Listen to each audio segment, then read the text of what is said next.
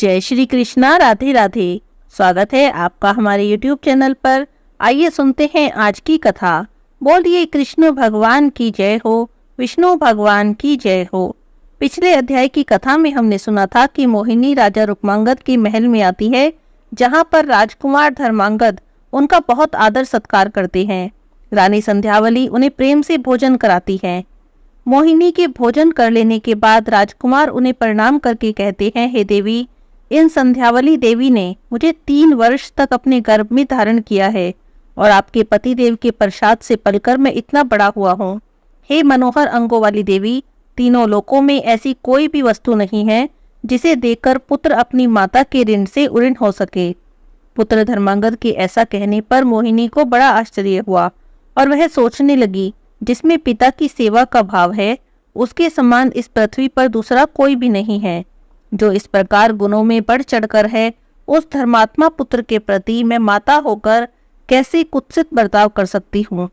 मोहिनी के इस तरह विचार करने के बाद वह अपने पुत्र से बोली कि तुम मेरे पति को यहाँ पर जल्दी से बुला लाओ, उनके बिना मैं 2 घड़ी भी नहीं रह सकती हूँ। तब वह तुरंत ही पिता के पास गया और उन्हें प्रणाम करके कहने लगा, हे तात, मेरी छोटी माँ आपका शीघ्र ही दर्शन करना चाहती है।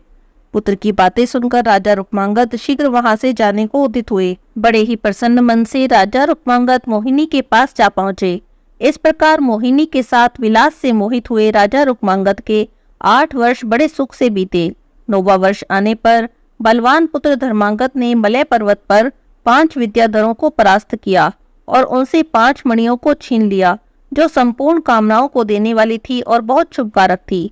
एक मणि में यह गुण था कि वह प्रतिदिन कोटि कोटि गुना सुंदर स्वर्ण दिया करती थी। दूसरी लाख कोटि वस्त्र आभूषण देती थी। तीसरी अमृत की वर्षा करती थी और बुढ़ापे में भी पुनः नई जवानी ला देती थी। चौथी में गुण था कि वह सभा भवन तैयार कर देती थी और उसमें इच्छा अनुसार अन्न प्रस्तुत किया करती थी। 5वीं मणि आकाश में चलने की शक्ति देती और तीनों लोकों में भ्रमण करा देती। इस तरह उन 5 मणियों को लेकर धर्मांगद मन शक्ति से अपने पिता के पास आए। राजकुमार ने पिता रुक्मांगद और माता मोहिनी के चरणों में प्रणाम किया और उनके चरणों में 5 मणि समर्पित करके बड़े विनय भाव से कहने लगे, हे पिताजी, पर्वत श्रेष्ठ मलय पर मैंने वैष्णव अस्त्र के द्वारा 5 विद्याधरों पर विजय प्राप्त की है। हे राजन, वे अपनी स्त्रियों सहित आपके सेवक हो गए हैं। आप ये मणियां मोहिनी देवी को दे दीजिए, वे इनके द्वारा अपनी बाहों को विभूषित करेंगी। ये मणियां समस्त कामनाओं को देने वाली है। हे भूपते, आपके ही प्रताप से मैंने 7 द्वीपों में बड़े कष्ट से अपने अधिकार में किया है। उसके बाद राजकुमार धर्मांगद ने नागों को भोगपरी, विशाल दानवपुरी और वरुण लोक की विजय की बात सुनाकर वहां से जीत कर लाए हुए करोड़ों रत्न, हजारों श्वेत रंग के श्याम कर्ण घोड़े, हजारों कुमारियों को अपने पिता को दिखाया और कहा, पिताजी, मैं यह सारी संपत्ति आपके अधीन करता हूँ। तात, पुत्र को पिता के सामने आत्म प्रशंसा नहीं करनी चाहिए। पिता के पराक्रम से पुत्र की धनराशि बढ़ती है, अतः आप अपनी इच्छा के अनुसार इनका दान करें या संरक्षण करें। मेरी माताएं भी इसे अपनी ही संपदा जाने। स्कंद जी कहते हैं, हे ऋषियों, पुत्र की बातें सुनकर राजा रुक्मांगद बड़े प्रसन्न हुए और अपनी प्रिया के साथ उठकर खड़े हो गए। उन्होंने वह सारी धन संपत्ति देखी। उन विष्णु परायण राजा ने एक क्षण में हर्ष से मगन रहकर बड़े प्रेम के सहित वरुण कन्या सहित समस्त नाग कन्याओं को अपने पुत्र धर्मांगद के अधिकार में दे दिया। शेष सब वस्तुएं बहुत से रत्नों और दानव नारियों के साथ उन्होंने मोहिनी को अर्पण किया। धर्मांगद के लाए हुए धन वैभव का यथा योग्य विभाजन करके राजा ने समय पर पुरोहित जी को बुलाया और कहा, हे ब्राह्मण, मेरा पुत्र सदा की तरह मेरी आज्ञा के पालन में स्थिर रहा, लेकिन अभी तक यह कुमार ही है, अतः इन सब कुमारियों का यह धर्म पूर्वक पानी ग्रहण करे। धर्म की इच्छा रखने वाले पिता को पुत्र का विवाह अवश्य ही करना चाहिए। जो पिता पुत्रों को पत्नी और धन से संयुक्त नहीं करता, उसे इस लोक में और परलोक में निंदित ही जानना चाहिए। अतः पुत्रों को स्त्री और जीवन निर्वाह के लिए योग्य धन से संपन्न अवश्य ही करना चाहिए। राजा का वचन सुनकर पुरोहित जी बड़े प्रसन्न हुए और धर्मांगद का विवाह कराने के उद्योग में लग गए। धर्मांगद युवा होने पर भी लज्जावश स्त्री सुख की इच्छा नहीं रखते थे, तथापि उन्होंने पिता के आदेश से उस समय स्त्री संग्रह स्वीकार कर लिया। उसके बाद महाबाहु धर्मांगद ने वरुण कन्या के साथ मनोहर नाग कन्याओं के साथ विवाह किया, जो पृथ्वी पर अनुपम रूपवती थी। शास्त्रीय विधि के अनुसार उन सबका विवाह कराकर धर्मांगद ने ब्राह्मणों को धन, रत्न और गौओं का प्रसन्नता पूर्वक दान किया। विवाह के बाद उन्होंने माता पिता के चरणों में प्रणाम किया और अपनी माता संध्यावली से कहने लगे, हे माता, पिताजी की आज्ञा से मेरा वैवाहिक कार्य संपन्न हुआ। मुझे दिव्य भोगों और स्वर्ग से कुछ भी लेना देना नहीं है। पिताजी और आपकी दिन रात सेवा करना ही मेरा कर्तव्य है। अपने पुत्र की बातें सुनकर रानी संध्यावली ने उसे अपने हृदय से लगा लिया। स्कंद जी कहते हैं, हे ऋषियों, इस प्रकार पिता की आज्ञा से एकादशी व्रत का पालन करते हुए धर्मांगद इस पृथ्वी का राज्य करने लगे। उस समय उनके राज्य में कोई भी मनुष्य ऐसा नहीं था जो धर्म पालन में तत्पर न हो। हे महीपते, कोई भी व्यक्ति दुखी, संतानहीन या कोढ़ी नहीं था। उनके राज्य में सभी लोग हष्ट पुष्ट थे। पृथ्वी निधि देने वाली थी। गोए बछड़ों को दूध पिलाकर तृप्त रखती और एक घड़ा दूध देती। वृक्ष के पत्ते पत्ते में मधु भरा हुआ था। एक एक वृक्ष पर एक दोन मधु सुलभ था। सर्वथा प्रसन्न रहने वाली पृथ्वी पर सब प्रकार के धान्यों की उपज होती थी। त्रेता के अंत का द्वापर युग और सतयुग से होड़ लगता था। वर्षा काल बीत चला। शरद ऋतु का आकाश, गृहस्थों का घर धूल पंख से रहित स्वच्छ हो गया। राजा रुक्मांगद मोहिनी के प्रेम से अत्यंत मुग्ध होने पर भी कभी एकादशी व्रत की अवहेलना नहीं करते थे। दशमी, एकादशी और द्वादशी, इन 3 दिनों तक राजा रति क्रीड़ा त्याग देते और इस प्रकार क्रीड़ा करते हुए उन्हें लगभग 1 वर्ष पूरा हो गया। कालज्ञों में श्रेष्ठ राजन, उस समय परम मंगल में श्रेष्ठ कार्तिक मास आ गया, जो भगवान विष्णु की निद्रा को दूर करने वाला परम पुण्यदायक मास है। स्कंद जी कहते हैं, हे ऋषियों, कार्तिक के महीने में वैष्णव मनुष्यों द्वारा किया हुआ सारा पुण्य अक्षय होता है और विष्णु लोक प्रदान करता है। कार्तिक के समान कोई महीना नहीं, सतयुग के समान कोई युग नहीं, दया के समान कोई धर्म नहीं और नेत्रों के समान कोई ज्योति नहीं। वेद के समान दूसरा शास्त्र नहीं, गंगा के समान कोई तीर्थ नहीं, भूमि दान के समान कोई अन्य दान नहीं और पत्नी सुख के समान कोई लौकिक सुख नहीं। खेती के समान कोई धन नहीं, गाय के समान कोई लाभ नहीं, उपवास के समान कोई तप नहीं और इंद्रियों को संयम के समान कोई कल्याण में साधन नहीं। रसना तृप्ति के समान कोई सांसारिक तृप्ति नहीं, ब्राह्मण के समान कोई वर्ण नहीं, धर्म के समान कोई मित्र नहीं और सत्य के समान कोई यश नहीं होता। भगवान विष्णु से बढ़कर कोई देवता नहीं और इस लोक में कार्तिक मास के व्रत के समान कोई दूसरा पावन व्रत नहीं, ऐसा ज्ञानी पुरुष कहते हैं। कार्तिक सबसे श्रेष्ठ मास है और भगवान विष्णु का सदा ही प्रिय है। स्कंद जी कहते हैं, हे ऋषियों, कार्तिक के महीने को आया देखकर अत्यंत मुग्ध हुए राजा रुक्मांगद मोहिनी से कहने लगे, हे देवी, मैंने तुम्हारे साथ बहुत वर्षों तक रमण किया। हे शुभानने, इस समय मैं तुमसे कुछ कहना चाहता हूँ, उसे सुनो। हे देवी, तुम्हारे प्रति आसक्त होने के कारण मेरे बहुत से कार्तिक मास व्यर्थ बीत गए। कार्तिक में मैं केवल एकादशी को छोड़कर अन्य किसी दिन व्रत का पालन नहीं कर सका।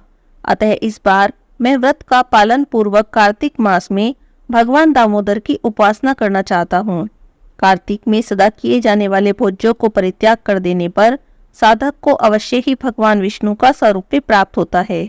पुष्कर तीर्थ में कार्तिक पूर्णिमा को व्रत और स्नान करके मनुष्य आजन्म किए हुए पापों से भी मुक्त हो जाता है। जिनका कार्तिक मास व्रत उपवास नियम पूर्वक व्यतीत होता है, वह विमान का अधिकारी देवता होकर परम गति को प्राप्त होता है। अतः मोहिनी, तुम मेरे ऊपर मोह छोड़कर आज्ञा दो, जिससे मैं कार्तिक का व्रत शुरू कर सकूं। मोहिनी ने पूछा, हे राजन, कार्तिक मास का महात्म्य मुझे विस्तार से बताइए। कार्तिक महात्म्य सुनकर जैसी मेरी इच्छा होगी मैं वैसा करूंगी।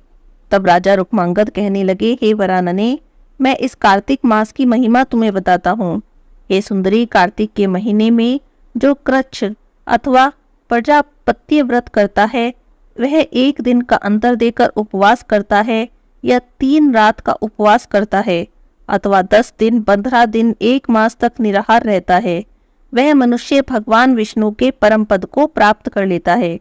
जो मनुष्य कार्तिक में 1 भुक्त यानी दिन में 1 समय भोजन या नक्त व्रत यानी रात में 1 बार भोजन अथवा अयाचित व्रत यानी बिना मांगे स्वतः प्राप्त हुए अन्न का दिन या रात में केवल एक बार भोजन करते हुए भगवान की आराधना करते हैं, उन्हें 7 दीपों सहित यह पृथ्वी प्राप्त होती है।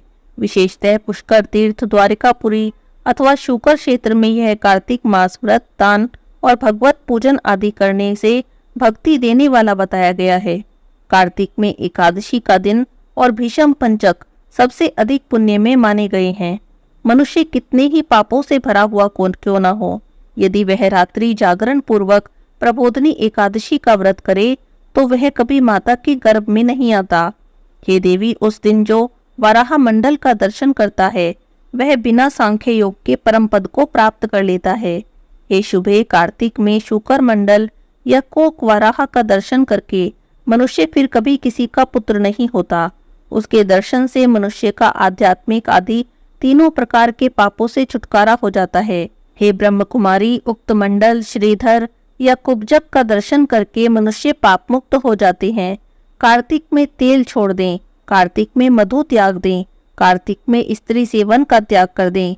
हे देवी, इनके द्वारा त्यागा हुआ तत्काल ही वर्ष भर के पाप से छुटकारा मिल जाता है। जो थोड़ा भी व्रत करने वाला होता है उसके लिए भी कार्तिक का महीना सब पापों का नाशक होता है। कार्तिक में ली हुई दीक्षा मनुष्य के जन्म रूपी बंधन का नाश करने वाली है। अतः पूरा प्रयत्न करके कार्तिक में दीक्षा ग्रहण करनी चाहिए। जो तीर्थ में कार्तिक पूर्णिमा का व्रत करता है या कार्तिक के शुक्ल पक्ष की एकादशी को व्रत करके यदि सुंदर कलशों का दान करता है तो वह भगवान विष्णु के धाम में जाता है। साल भर तक चलने वाले व्रत की समाप्ति कार्तिक में होती है।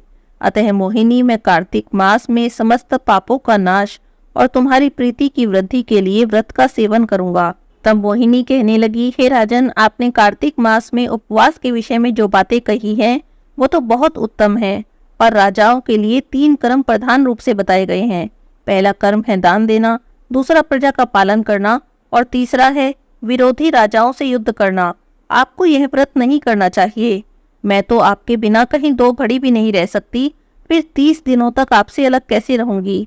हे वसुधापते, आप जहाँ उपवास करना उचित समझते हैं वहाँ उपवास ना करके महात्मा ब्राह्मणों को भोजन दान करें, और यदि उपवास की आवश्यकता हो तो आपकी जो बड़ी रानी है वो ये सब व्रत आदि करे। मोहिनी के ऐसा कहने पर राजा रुक्मांगद ने रानी संध्यावली को बुलाया। रानी संध्यावली तुरंत ही राजा के पास आ गई और हाथ जोड़कर बोली, हे प्राणनाथ, आपने इस दासी को किस लिए बुलाया है? आज्ञा करें, मैं उसका पालन अवश्य करूंगी। तब राजा रुक्मांगद ने कहा, हे भामिनी, तुम्हारे शील, स्वभाव और कुल को मैं जानता हूँ। तुम्हारे आदेश से ही मैंने मोहिनी के साथ दीर्घ काल तक निवास किया है। इस तरह से दीर्घ काल तक प्रिया के साथ समागम करके सुख से मुग्ध होकर निवास करते करते मेरे बहुत से कार्तिक मास व्यर्थ बीत गए, तथापि मेरा एकादशी व्रत कभी भंग नहीं हुआ। अब संपूर्ण पापों का विनाश करने वाला यह कार्तिक का महीना आया है। हे देवी, मैं उत्तम पुण्य प्रदान करने वाले इस कार्तिक व्रत को करना चाहता हूँ, परंतु शुभे ये ब्रह्मा कुमारी मुझसे इस व्रत को करने से रोक रही है।